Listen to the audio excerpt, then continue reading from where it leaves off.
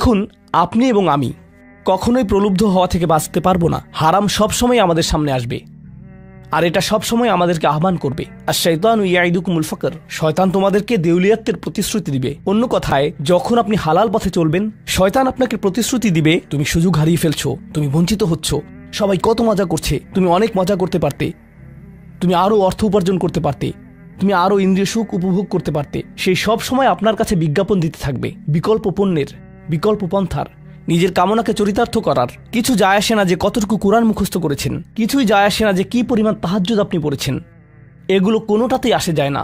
শয়তান থামবে না। দিন শেষে আপনি তো একজন মানুষই। দিন শেষে কামনা বাসনাগুলো আপনার মাঝে থাকবে, আর শয়তান থামবে না, সে আপনার পেছনে লেগেই থাকবে। শয়তানের একটা কৌশল আল্লাহ বর্ণনা করেছেন। তার মনস্তাত্ত্বিক কৌশলটি হল যায়্যানা লাহুমুশ শাইতানু আমালাহুম। শয়তান তাদের কাজগুলোকে তাদের কাছে আকর্ষণীয় করে দেয়।